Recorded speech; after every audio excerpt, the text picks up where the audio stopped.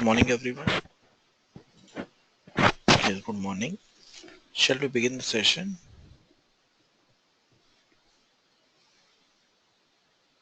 Yes, exactly. Today's topic is Java arrays. That is chapter number 14. Array is same as we studied in the C and the C++. Now in Java, array is same, but the syntax is different. Examples are different. Yeah, but the concept is same.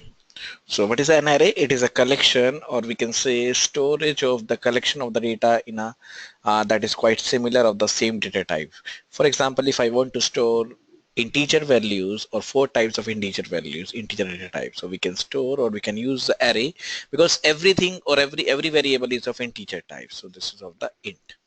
So array is a collection of data that is more similar or useful to think of an array as a collection of variables of the same type. It is not that one is for the int, one is for the float, one is for the char. No, each and every element is of the int or the float or the char or the double, whatever the data type that is used.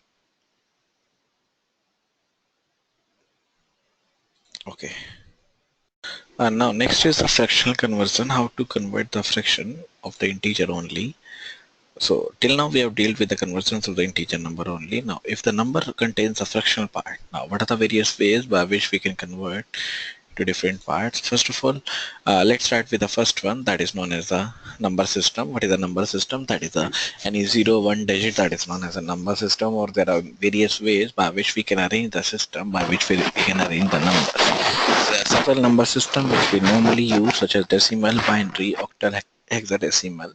Among them, we are most familiar with the decimal number system, and these systems are classified according to the values of the base of a number. For example, decimal have a base 10, binary have a base 2, hexadecimal have a base 16, octal have a base 8. Now, these are the various bases and the range is different. For example, octal have a base 0 to 7 because there are 8 numbers that starts with a 0. In the same way, hexadecimal have a base 16 and they have a 0 to 15, and 0 to 9 are the digits. Then there is a character that starts with the A and ends with the F.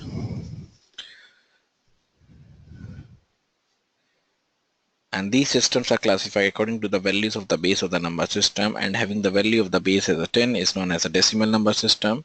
Base of 2 is known as a binary number system. Likewise, the number system having the 8 and the 16 are known as the octal and the hexadecimal number system respectively. And with the decimal number system, we have 10 different number systems. We have 10 different digits, which are 0, 1, 2, 3, 4 till 8, till 9, that is a decimal. In the same way, binary have two different digits, that is 0 and the 1. And for example, if we want to express 2510 in binary, we may write 110001. So rightmost digit in a binary number is the least most significant digit, that is LSB, and least significant digit, that is a LSD. And the leftmost, this is the rightmost, and the leftmost is the most significant bit or the most significant digit. In the same way, there's the octal number system. There are 8 digits that starts with a 0 and then 7. Hence, any octal number cannot have a digit number greater than the 7. And octal and the hexadecimal codes are useful to write the assembly level language program. And in general, we can express any number in any base or radix x. And any number with a base x having n digits to the left and m digit to the right of the decimal point can be expressed over here. This is the an of the digit in the nth position. Now, how to convert one number system to the another number system?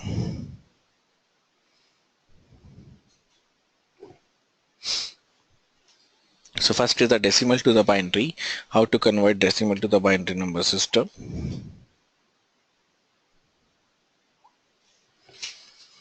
So first of all,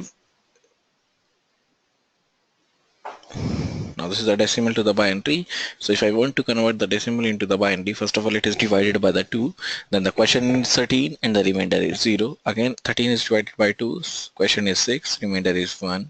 Again 6 is divided by 2. Question is 3 and the remainder is 0. Again this is 3 by 2.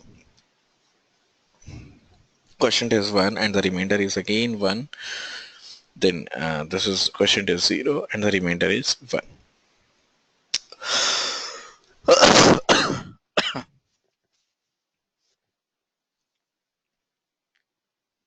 Then we have to write in the reverse order, that is from the bottom to the top. This is 11010, then base 2. The next one is the decimal to the octal. How to convert decimal to octal? In the same way, when we divide by 2 in the binary, in the decimal to octal, it is divided by the 8. This is divided by 8, divided by 8, divided by 8.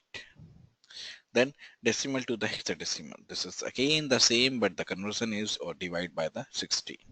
This is, for example, 348 divided by 16. Quotient is 21 and the remainder is 12.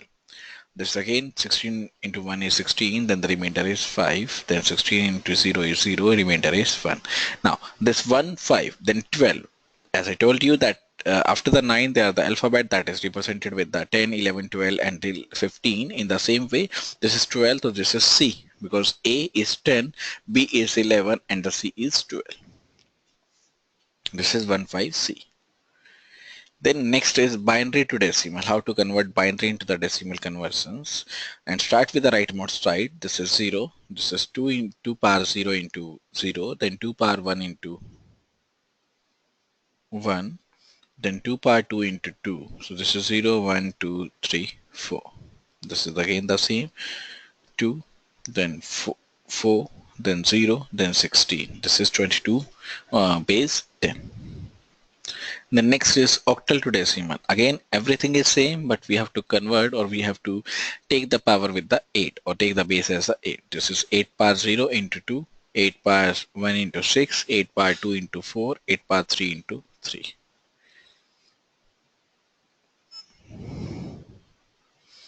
Then hexadecimal to decimal, again it is used as a 16, 16 power 0 into 13. Why 13? Because D has a value 13. Then 16 power 1 into 10, because A has a value 10. Then 16 power 2 into 2, then 16 power 3 into 4. Then these are the integer conversions. Now next is the fractional conversion.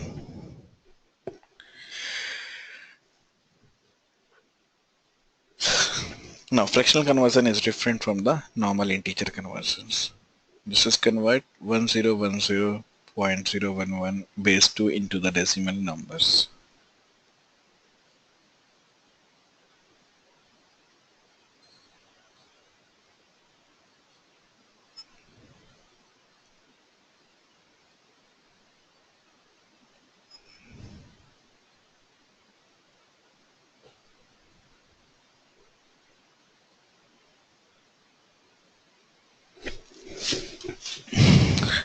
Now these are the same as we used as an integer part. This is 1010, but 011. This is after decimal part. This is a different, and we treat as a fractional conversion.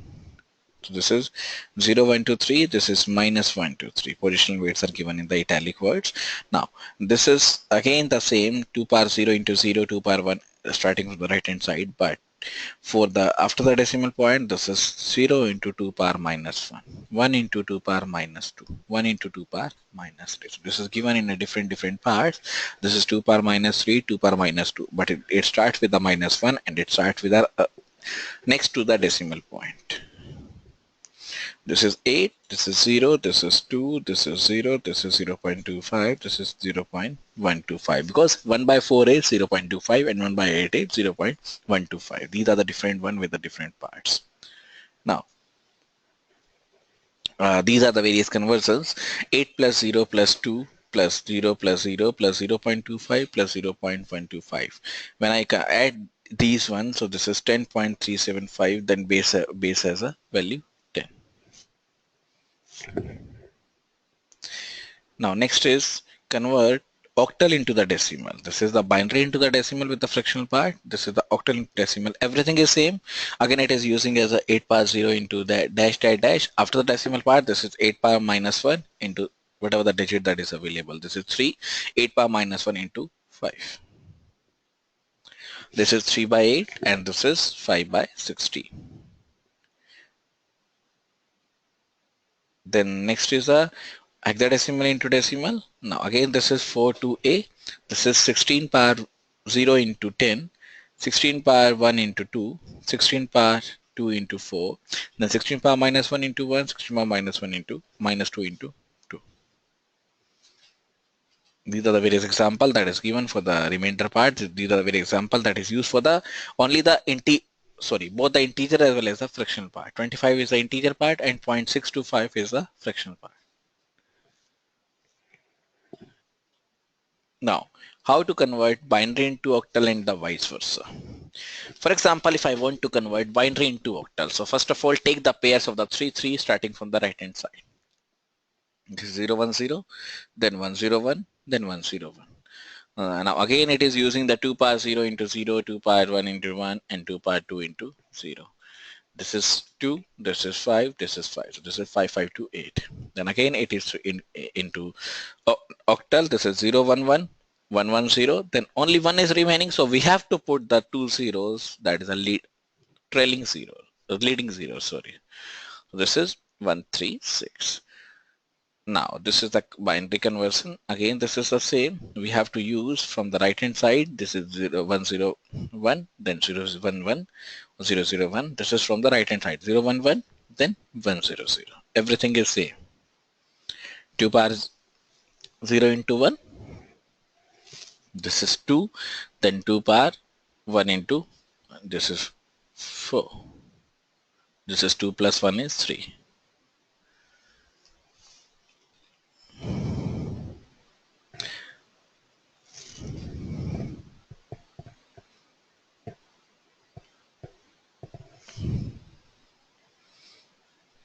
Then octal into the binary. 2 is taken out, 3 is taken out, 8 is taken out into binary. Octal into the binary.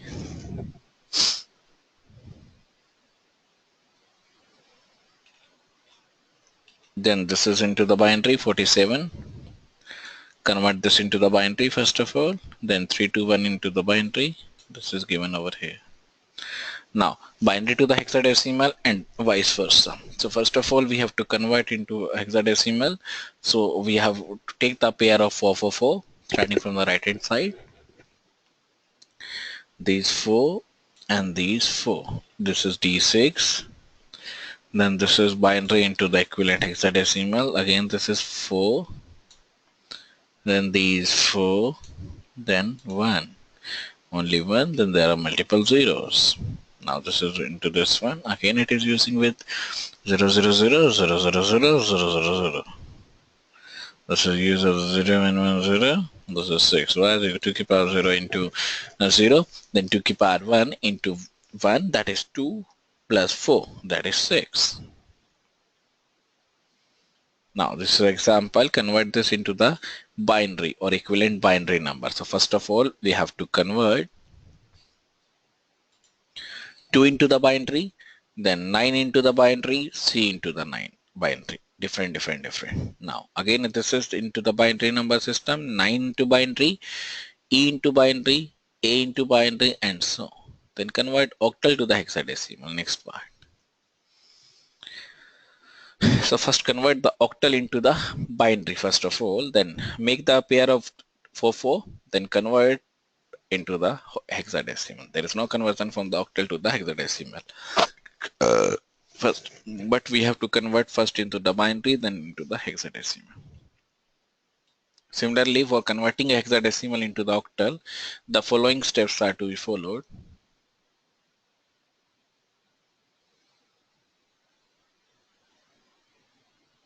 That is, first of all, convert the hexadecimal into the binary, then form a group of 3 bits starting from the left significant bit, then write the equivalent octal number for each group of the 3 bit.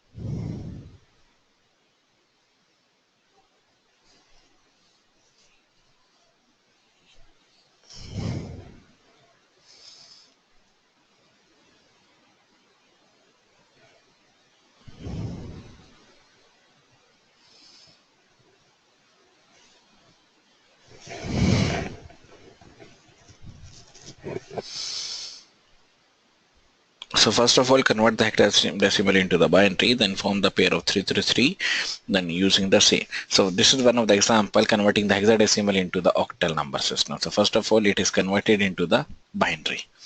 This is the binary, then convert binary into the octal. First of all, take the 333, this is 3, 0, 0, 1, 1, then 1, 0, 1, again the same. Also use this one, because there is no direct conversion of this. Again, this is 36. We have to convert first of all 36 into the binary, then convert into the decimal. This is 0, 1, 1, 1, 1. Sorry, hexadecimal. So converting into the 4, 4, 4, 1, 0. This is 1, 0, 1, 0. Then 1, 1, 0, 1. Now next is the binary arithmetic. 0 plus 0 is 0. 0 plus 1 is 1, which carries 0, 0, 1 plus which carry 1. Then binary subtraction. There are 4 basic rules for subtracting are as follows. 0 minus 0 is 0, 1 minus 1 is 0, 1 minus 0 is 1, 0 minus 1 is 1, that is borrow with the 1. Then next is the ones and the twos complement of binary numbers. This is the binary, this is the ones complement, then twos complement is ones complement plus 1. When I add this is 0, then this is, now this is 0, then 1, then 1, then 1, then 0, 0, 0, 0, 0. Now, any doubts anyone till here? This is the conversions and the binary addition. Now next is the interprocess communication. That is how multiple processes intercommunicate with each other, communicate with each other independently. So what is the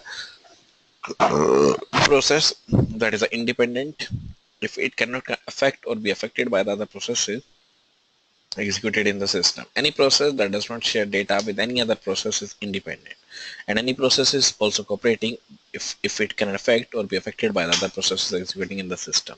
There are multiple reasons for providing an environment that allows the process sharing or process cooperation. The first one is information sharing.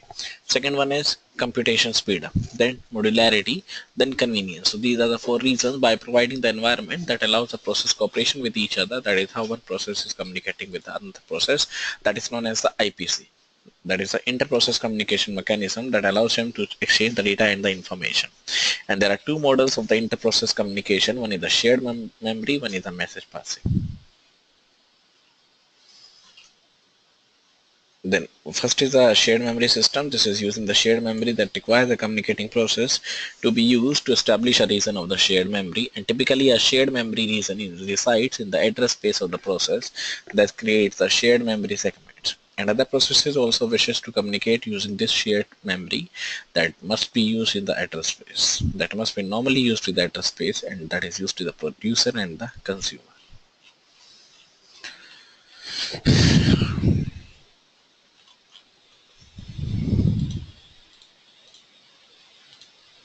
Next is a buffering. So whether communication is direct or indirect, messages exchanged by the communicating process resides in the temporary queue. Next is examples of the IPC, that is the interprocess communication. This is one of the example of the POSIX shared memory.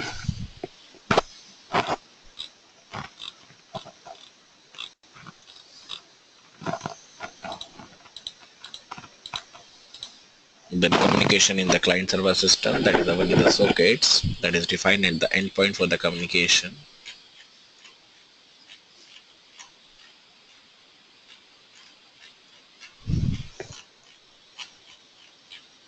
The next one is a remote method invocation.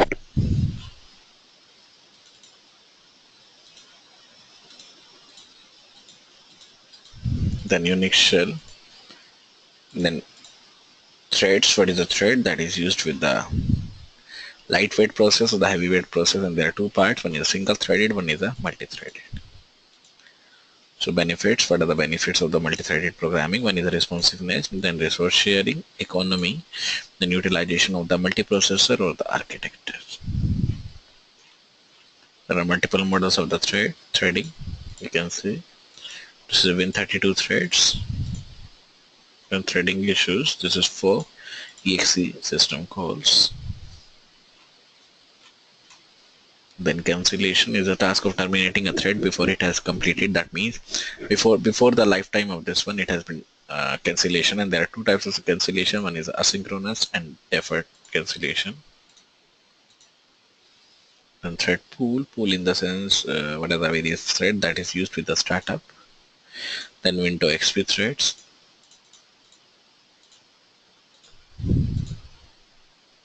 The next is CPU scheduling, how to schedule with the CPU processor. That is done. So only one process can run at a time and any other must wait until the CPU is free, and that should be rescheduled. And the objective of the multi-programming is to have some process that is running at all the times to maximize the CPU utilization. And the idea is relatively very simple, that is executed until it must wait, typically for the completion of the some input-output request. Then CPU input output bus cycle, that is a bus cycle that is available under the process. Then next is the primitive scheduling that takes place under the four circumstances. One is the input output, one is the ready state, one is a primitive, non-primitive. Then dispatcher, this is for the CPU scheduling function, that is the dispatcher. One is for the switching context, one is switching to the users mode.